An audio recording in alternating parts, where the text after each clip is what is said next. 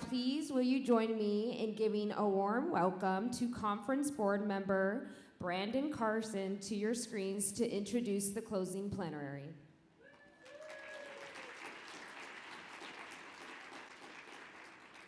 Good afternoon, everyone, and welcome to our closing plenary. My name is Brandon Carson. Recording in progress. My name is Brandon Carson. I'm joining you today from the lands of the Mississaugas of Scugog Island First Nation, part of the traditional territory of the Mississauga, and in the lands covered by the Williams Treaties.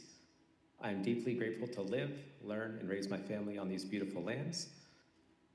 I'm an open education practitioner, researcher, and doctoral student at Ontario Tech University, and I'm excited to learn alongside you today. Over the past few days, we've shared ideas, sparked collaborations, and kept our eyes on the horizon together. Thank you for the energy, curiosity, and generosity you've brought to OpenEd25, both here in Denver and online around the world. Now to kick off your closing program, we're shining a spotlight on the next generation of open education scholars. This session features graduate and doctoral students and researchers whose work is pushing the field forward, exploring how open practices, policies, and resources are shaping teaching, learning, and opportunities. This panel was developed with support from the Global OER Graduate Network, also known as GoGN, and the Open Education Research Fellows Group. GoGN is a global network of researchers that works to raise the profile of research into open education spaces. Its goal is to offer support to others conducting doctoral research in this area, promote equity and inclusion in the field of open education research, and to develop openness as a practice of research. The Open Education Research Fellowship is an opportunity for early career researchers across disciplines to conduct and publish a study in open education. The fellowship provides mentorship, collaboration, and financial support. We would like to extend a special thank you to Beck Pitt and Rob Farrow from GoGN, as well as Virginia Clinton LaSalle from the Open Education Research Fellows Groups for their support in coordinating today's panel. So without further ado, please join me in welcoming our facilitator, Virginia Clinton LaSalle, as well as our incredible panelists. We look forward to learning from your work and your vision for what lies ahead of us in the world of open education. Over to you, Virginia.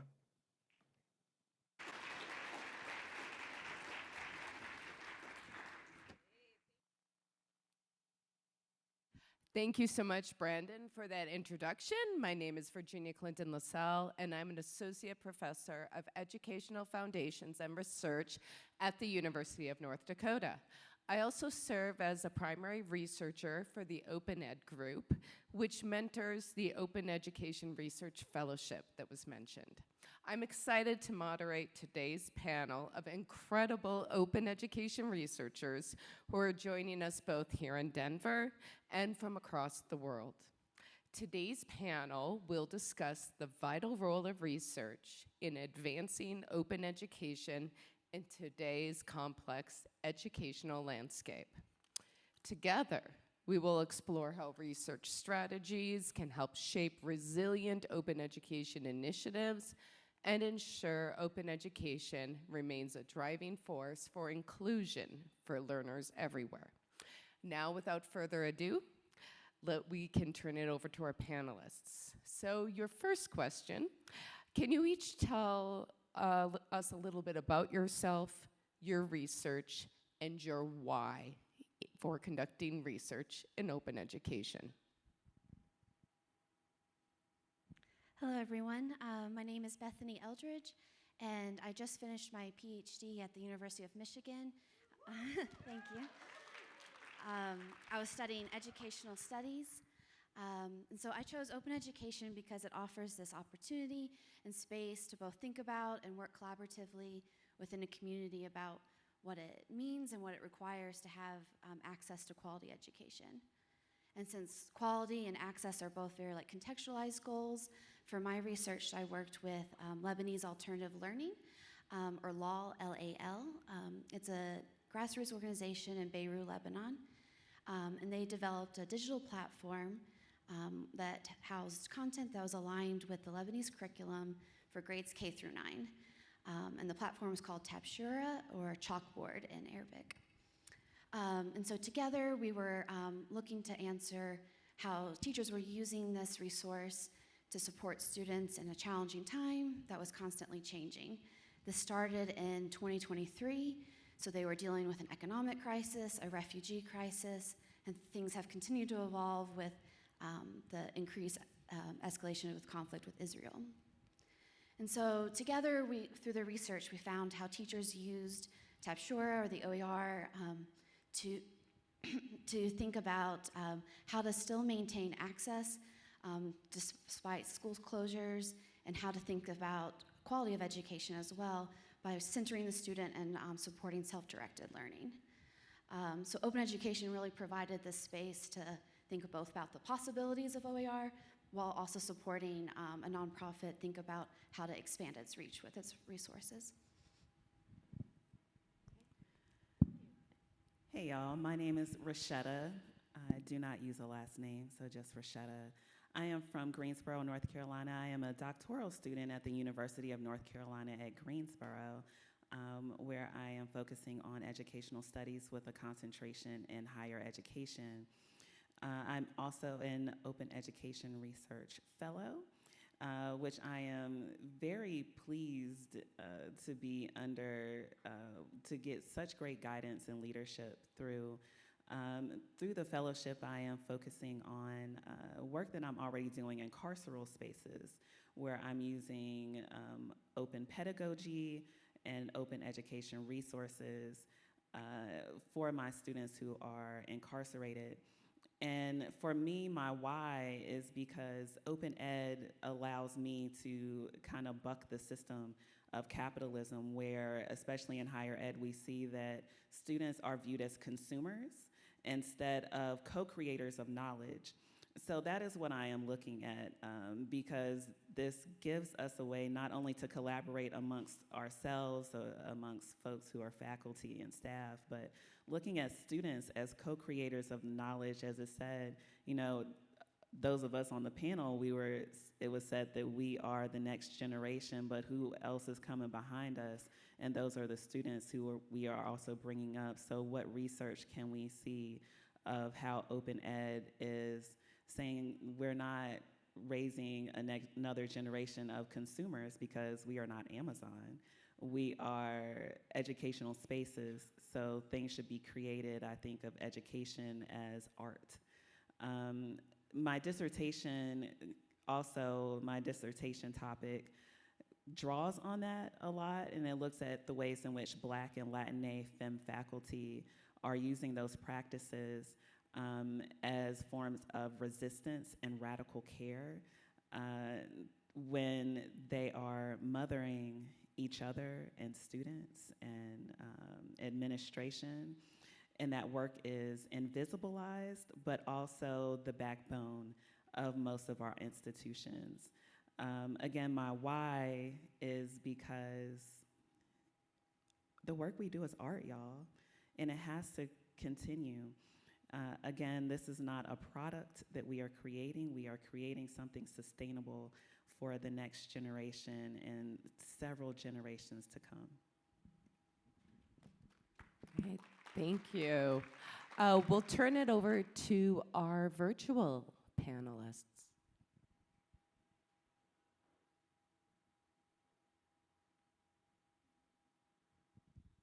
Can you hear me? All right.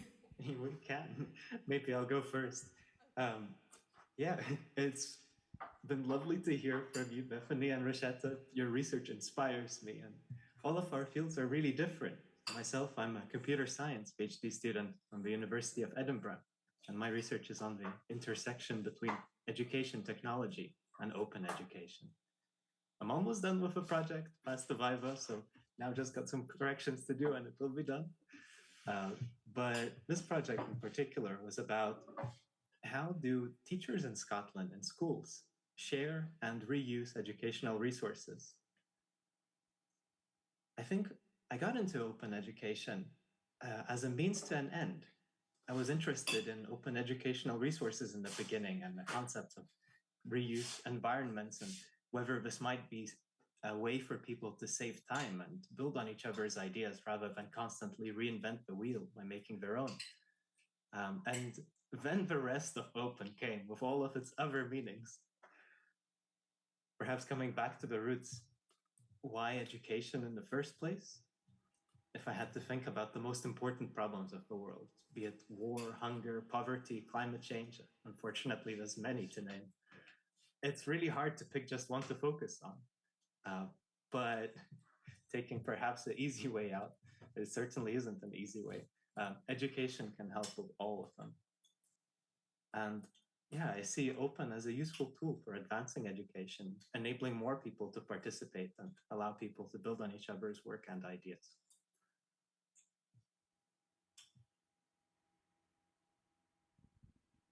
Okay. Okay. Thank you. Thank you so much. I think I will go now. And hello, everyone. My name is Abid Bosire. I'm a doctoral candidate at the University of Erlangen-Nuremberg in Germany. And I'm also currently in my third year. I just finished my fieldwork and I'm trying to put together all the findings to come up with a dissertation and also to present and see what happens next. So my research focuses on the implementation of global education in secondary schools in diverse contexts. So it's a comparative study between secondary schools in Germany and secondary schools in Kenya.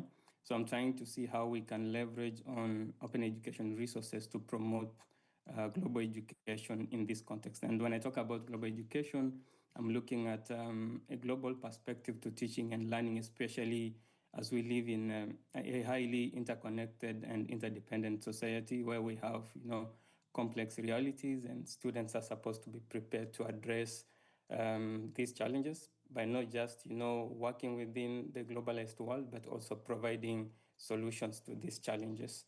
So my why for researching or for working in open education, I look at it from my context. And when I talk about my context, I'm talking about a global South perspective because I come from Kenya, but I have also this privilege of studying in the global North. So I research global education from this context to respond to both local and global education realities. So for instance, in Kenya, access to quality learning resources, materials remains a challenge up to now. So many learners and educators face barriers because of high cost of materials. So therefore, open education offers a meaningful way to address these challenges and provide a framework through which knowledge can be democratized and learners and teachers can access, adapt, and create learning materials which are relevant to their own context. So through this also, I may be able to contribute, an alternative perspective to global education, an alternative narrative to how we can approach global open education. So just to give a brief example on the why to open education and why I feel open education has been very important in my journey, and it still is. 4 years ago, I conducted research in Rwanda as part of my master's dissertation. And what came out of this research, which was focusing on teachers' understanding and willingness to include global education and global issues in their everyday instruction in the classroom, is that the teachers were mostly willing to introduce global education issues in their teaching, to introduce issues which were a bit difficult to teach in their context. But the biggest problem was that, access to materials was an obstacle. So access to textbooks, access to global education relevant materials was a challenge to them. So it was difficult for them, even in their own willingness to implement global education. So they were not able to access relevant materials. And because global education is not a mainstream subject that is included in the curriculum, so you have to look for materials from other contexts and try to, adapt them to your own context to teach. And now resources were a big challenge. So this also amplifies, the need for global education, I think, not only in my work, but in so many other educators and teachers who work in my context. And like I said, I speak of context from a global South perspective. Yeah. Thank you. All right.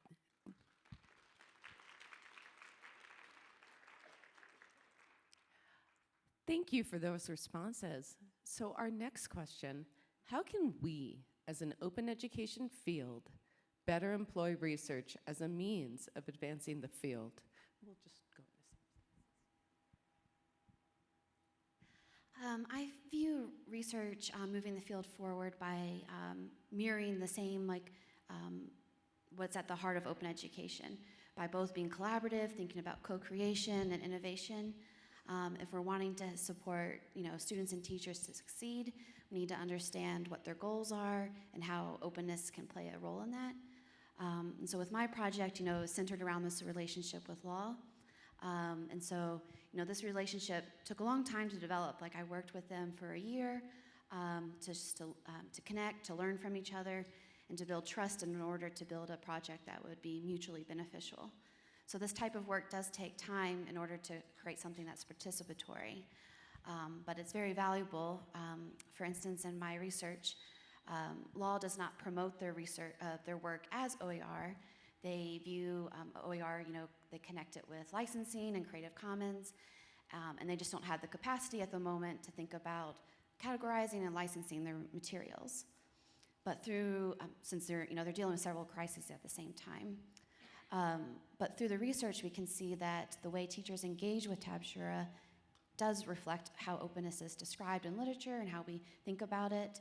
But it also expands the way we think about what it means to use, adapt, and create in a classroom.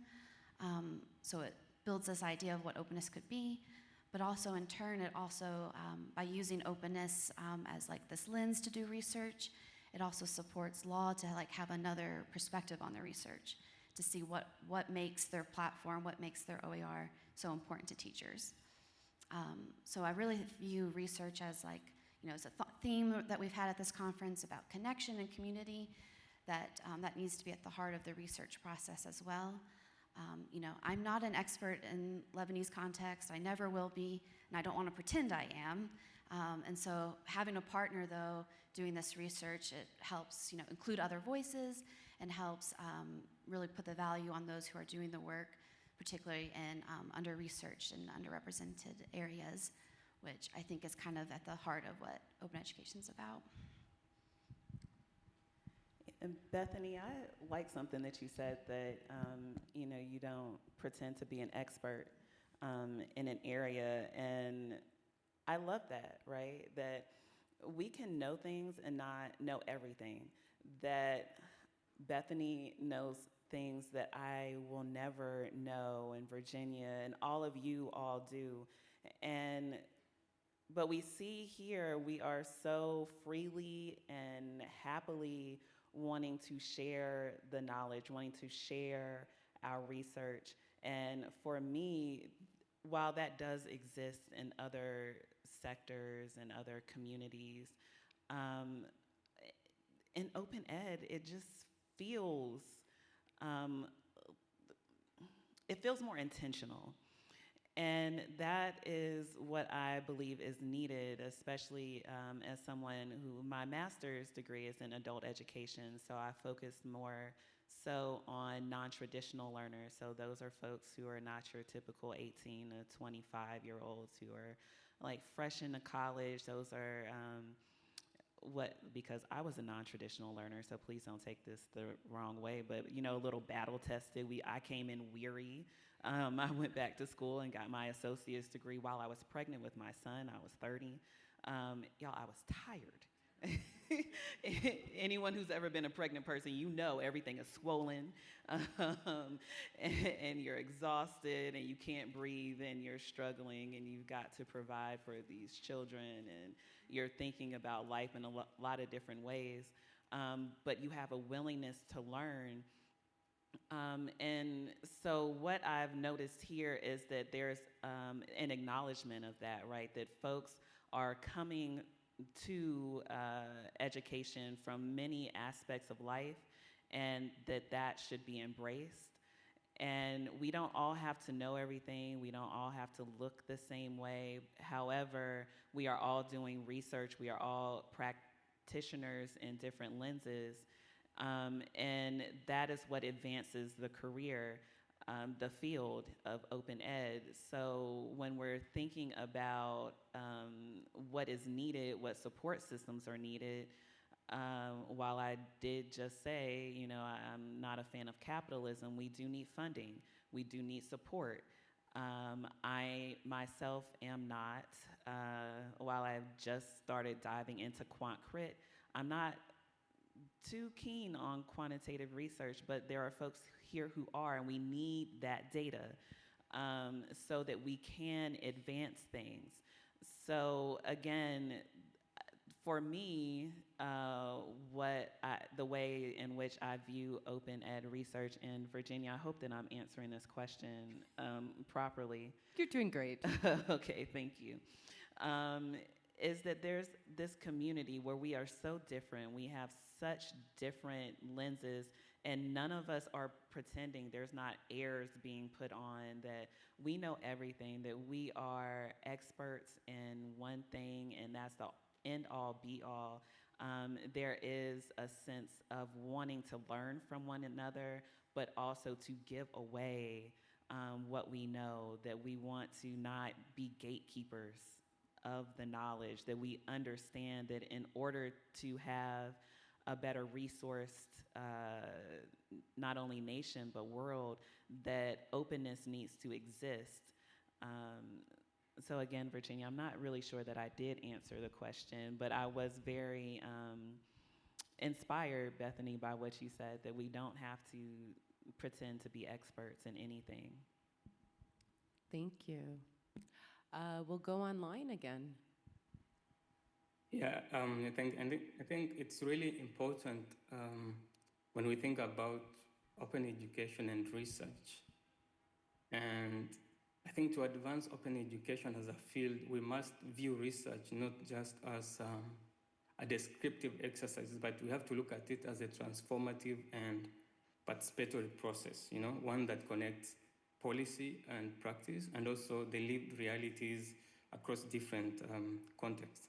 And for me, if we can use research to advance open education, I tend to sum it up in 3 ways, or through 3 aspects. So we can use research to broaden the, I'd say, epistemic base of open education scholarship. And in this case, I tend to look at it in terms of, when we look at what we have in literature, extant literature, most of it is dominated maybe by perspectives from the North, which sometimes might overlook innovative and contextually grounded practices which are emanating from the South. So because of this, I believe there is need to have a more comparative approach or cross-context studies for open education to highlight how open education and open education resources tend to function in different spaces, what people do in different spaces, and how we can bring together these practices, these approaches to try and enrich the field of open education. And a basic example in this case could be, studies on OER adaptation in Africa. Africa is a huge continent, 54 states, very diverse, or even research on OER in these African countries and in African schools, which could illuminate how openness intersects with different local pedagogies and linguistic diversity. And secondly, I look at it as using research to advance open education by integrating, integrating interdisciplinary approaches. So we can conduct research that brings together insights from different fields, from different specializations, for instance, from education, from sociology, from technology, like what VID is currently doing, and other related studies which can help us to understand, not only what works for open education or open education resources, but also why and for whom we are doing this open education research practices. So, and the third one, I look at it as, the larger open education community, everyone who is involved in open education, be it teachers, students, educators in different parts of the world, they should come together as knowledge partners and not others as just subjects. I think this approach with an open, which encompasses, I'd say, the open movement ethos of collaboration and democratization of knowledge. It's what can help open education to leverage on research to move forward. And basic example again is more about what Braden talked about at the beginning, the GoGN network, which supports early career researchers from different countries, from different contexts in the world to develop and co-develop open education projects and share findings openly in conferences and workshops. And in my opinion, this is one of the ways that we can build a vibrant open education ecosystem. Yeah. Thanks. Awesome. I think because we're all working in different fields and in such different environments too, it's not always easy. I'm sure that we've all experienced this in different ways.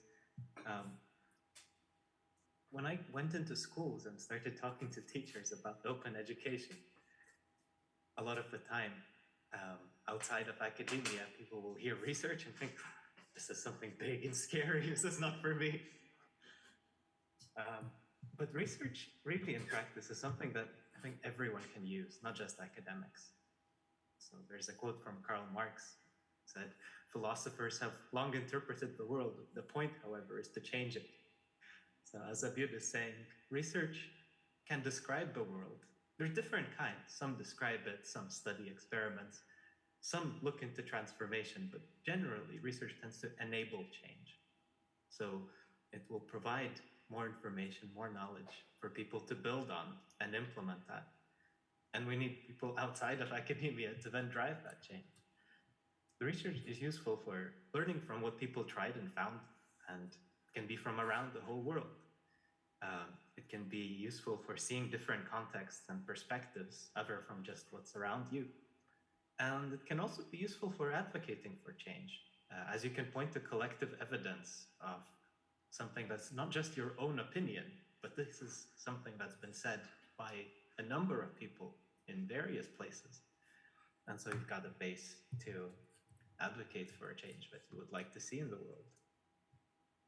So yeah, I think that the open education as a whole field can employ research for advancing it. And no matter what your role is, there can be something that you can make of it as well.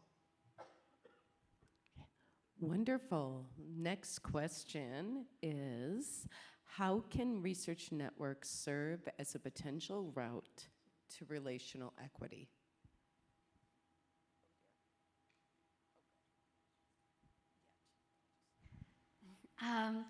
Well, there's many ways I could answer this question about research networks, but like on a personal level, you know, I'm part of the GoGN network.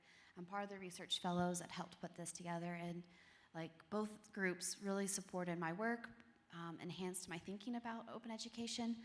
I had a very supportive committee at the University of Michigan. In fact, they're the ones who helped me begin the connection with law, but they were new to open education OER. So to have support on how to think through these things, this research network that other researchers was really important. Specifically, like within GoGN and research fellows, everyone comes, and as you can see from this panel, everyone comes from different backgrounds, different regions, studying very different things. And so by, you know, everyone having a different approach to openness and OER, it really highlights like what is the possibility of OER and openness with thinking about it beyond just being open for the sake of open. So it really helped me think about what was for law, what was making Tapshura and the OER important for them. And then also like on of course, research networks help also on an emotional level. We've talked several times here about how, you know, being a teacher, being a student, being a researcher, a librarian, an advocate, it's all hard work. And so being able to work in community with people who are doing the same thing or have done research before, it's invaluable support to keep going and to think through the challenges. And just one quick story about that is when I was in Lebanon, there was one day that I came down to the hotel lobby that I was staying at, and I heard someone yell my name, and I was like, who would I know in Lebanon that would be at this hotel? And I turned around, and it was a fellow member from GoGN. She had finished her PhD, and she was supporting a project in Lebanon, and we just happened to be there at the same time, didn't know it ahead of time. And so one, you know, it was wonderful to see a familiar face in a new place for me, but also like I connected with her colleagues and everything, so just again, expanding that network. So just there's so much value from a research for me personally, but then also just to take it out to when I'm working with law, Like I take their knowledge into the network, and then I can take what I've learned out to law themselves. So it becomes more of a continual cycle of knowledge sharing. Like I liked earlier, someone said the knowledge partner sharing. So it's just networks help in all levels of research. Yeah, that's a good question. It's what my grandmother would call a $2 question. So I think I want to share about how I even came into the Open Education Research Fellows. So when I was getting my master's, one of my mentors actually spoke to me about open education research, and this was like 2019, the fall of 2019, and then we all know what happened spring 2020. You know, we were supposed to just go home for 2 weeks and then everything's gonna be fine. You come back outside, everything's gonna be great. Didn't happen that way. And so that kind of stifled my look further into OER. And then flash forward to 2024, so just last year, and I was part of like this online group I had found through LinkedIn, and they have an app called Cohort Sisters, and someone shared about the Open Education Research Fellowship. And they were recruiting and things. I was like, oh, wow, this isn't just like this small little thing that I thought that I heard about in 2019. And, I was trying to apply it in different ways all by myself, so I was siloed. And there I found like a larger network and got connected with Virginia and other folks.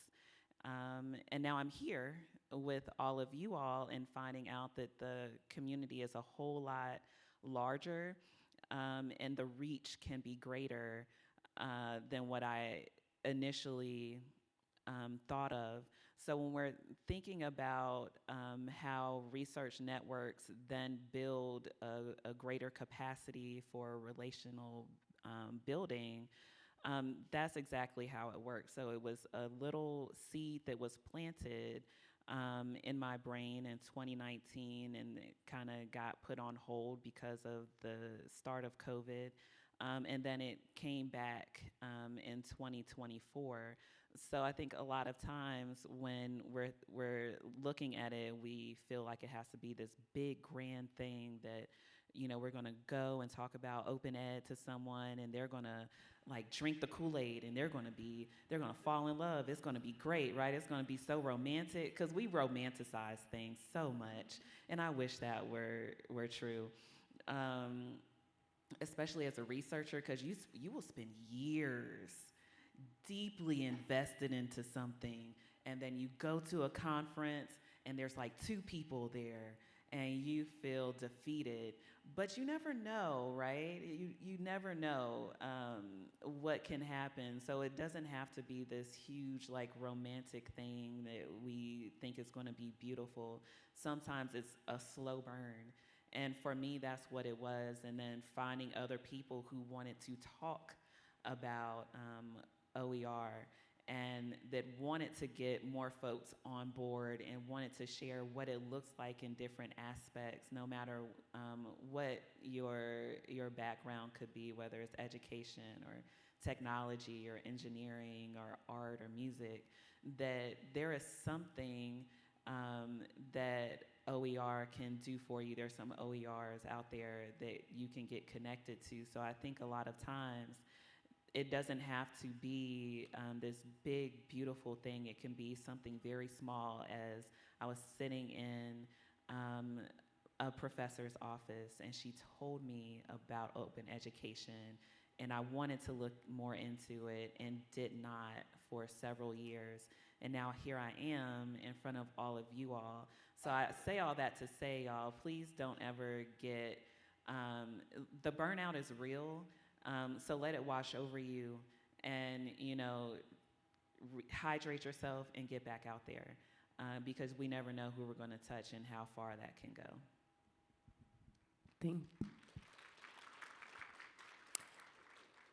Thank you. On to our virtual panelists. Those are great stories. Love them, Rochetta and Bethany. You know, when feeling of going to a conference and meeting two people there feels relatable, and at the same time, it really matters who those people are. I think there is this culture of care and love that just it opens you up, and it's also very gratifying to know that somebody cares. Now, I must admit, I had to look up what does relation like would even mean. Um, so I understand it as fairness and balance in how we interact with each other and the environment. Fairness and balance, I guess it means both taking and giving in equal measure. Um, it can also mean exchanging experiences, ideas, and culture. This is where the GoGN network has been an excellent example for me. Now, I think it's not uncommon for people to be the only open person in their institution. So in my case, that was very much the same. I taught my supervisors about open education, but GoGN was a place of inspiration and connections and also serendipity. So that's where open as open-mindedness comes in.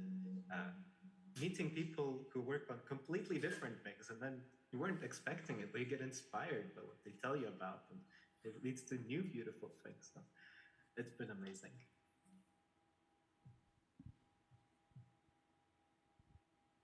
Yeah, I think I'd say research networks are very important. Just like Bethany said, networks are important because they enable you to sometimes do things which you could have not done on your own. And a basic example was when I moved to Portugal to start my master's research on open education and global education. And then my supervisor then was a member of GoGN, and she was like, okay, fine, now you're a member of the Angel Network, which works in global education. But there's one other network that you must belong to if you really want to survive in this environment. And this network was GoGN. And I think through GoGN, like Bethany said, I've been able to do a lot of things that maybe I could not have done, through scholarships to conduct research in Kenya. And like currently, we also have the GoGN hubs, which are also running activities in relation to open education in Kenya. And all these are ideas which are set by these hubs on their own. But then again, like Vid said, the big question is what is relational equity in this sense when we're looking at networks and open education. And networks can serve as a powerful route to relational equity. And this is equity, I look at it as equity, which is not just through access to knowledge, but also the quality of relationship among those who produce and use this knowledge in open education. And, when in open education, we talk about equity in terms of open access or open licensing. But if we think a little deeper about relational equity, then it should be about who sets the research agenda in open education, who gets resourced, and who is heard, and who benefits from the knowledge that is produced within open education and within these research networks. And from where I see it, for research networks, they can promote this kind of equity in several ways. And the basic one could be co-creating research agendas rather than imposing these agendas within open education. And this is when networks bring together, different researchers, educators, and practitioners from different contexts jointly to define, the questions and to define what they want to address within open education. And the resulting research then reflects diverse realities. So that way we can be able then to use research networks to promote relational equity within open education. And the second one could be more about, the networks can help to redistribute resources and recognition. For example, you find researchers and educators from different contexts can come together, conduct research, contribute data, but some of them are left out in terms of authorship or, let's say, in terms of funding.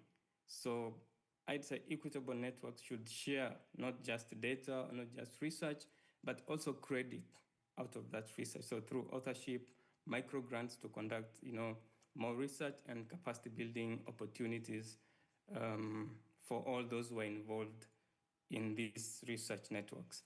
And one aspect that I was almost forgetting is about governance. I think in the networks we work in terms of open education, we need to rethink governance in these research networks. And by this, I mean, decision-making spaces where, for instance, in editorial boards or project leads, should include diverse voices and include also, in this case, I'm not speaking for myself, but also include early career researchers in the decision-making process that can then shape the networks and also promote relational equity. And I think so we need to use the networks more as infrastructures of relationships, platforms where we build relationships which lead to equity. Okay, thank you. We have literally about 1 minute left, so if you could each take a max of 20 seconds tops. No, wait, divided by 4. 15 seconds tops to answer the very short and quick question of what work do you think open education researchers should take on next?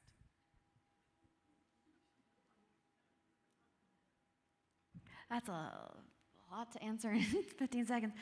Just keep working on community work. That's how you figure out what access and quality will look like for people that might not be represented yet in work. And then just be innovative about how you do research. Thinking about if you're doing with a partner, how to do methods that might be easy for them to be a part of. Yeah, so just keep moving, thinking forward on how to include people more in the whole process. All right. I would say, if I had to be very specific in our current climate that we find ourselves in, if you're here in the United States, I would say DEIA. And also, y'all, I'm the daughter of a Southern Baptist minister, so evangelize folks. Make them believers. Go out and spread the word. Thanks. Online? Say, especially building on yesterday's Dr. Reed's keynote when she said the best way to predict the future is to create it. So be the change that you want to see in the world. I think I'll sum it and say, I think open education now needs to move beyond adoption rates, counting downloads, and think more about understanding the impact, the context, and the power of what we do in open education. Yeah. All right, well, that's all we have time for today. Please join me in thanking each of our panelists for taking the time to be here today.